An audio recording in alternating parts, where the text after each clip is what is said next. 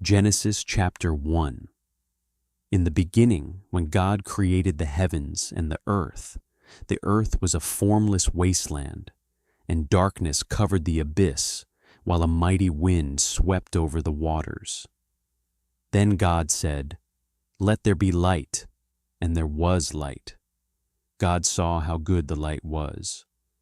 God then separated the light from the darkness. God called the light day, and the darkness he called night. Thus evening came, and morning followed, the first day. Then God said, "Let there be a dome in the middle of the waters, to separate one body of water from the other." And so it happened. God made the dome, and it separated the water above the dome from the water below it. God called the dome the sky. Evening came, and morning followed, the second day. Then God said, "Let the water under the sky be gathered into a single basin, so that the dry land may appear." And so it happened. The water under the sky was gathered into its basin, and the dry land appeared.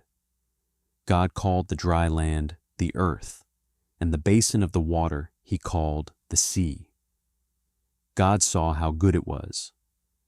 Then God said, "Let the earth bring forth vegetation, every kind of plant that bears seed, and every kind of fruit tree on earth that bears fruit with its seed in it." And so it happened. The earth brought forth every kind of plant that bears seed, and every kind of fruit tree on earth that bears fruit with its seed in it. God saw how good it was.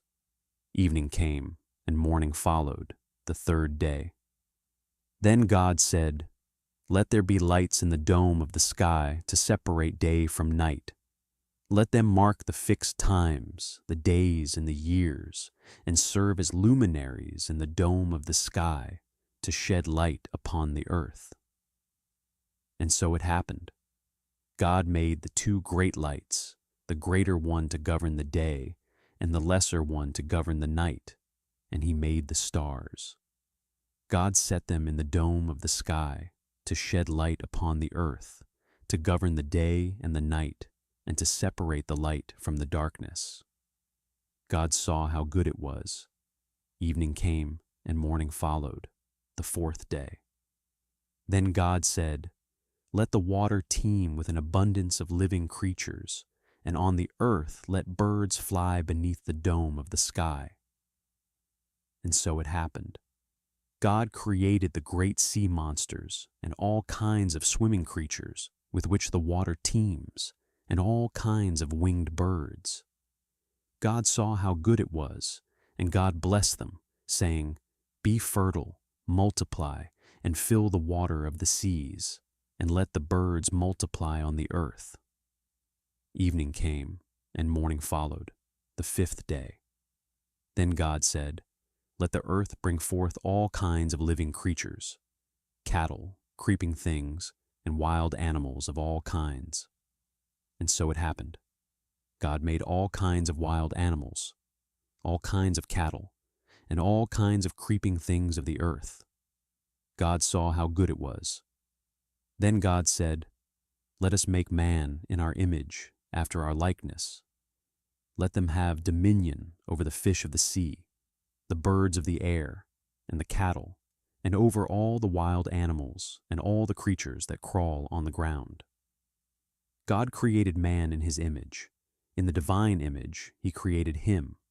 Male and female he created them.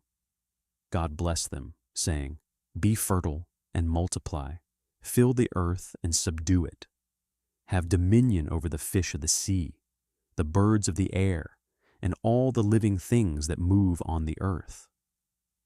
God also said, "See, I give you every seed-bearing plant all over the earth, and every tree that has seed-bearing fruit on it to be your food, and to all the animals of the land, all the birds of the air, and all the living creatures that crawl on the ground, I give all the green plants for food."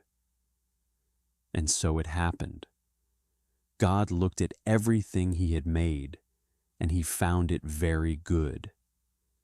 Evening came, and morning followed, the sixth day.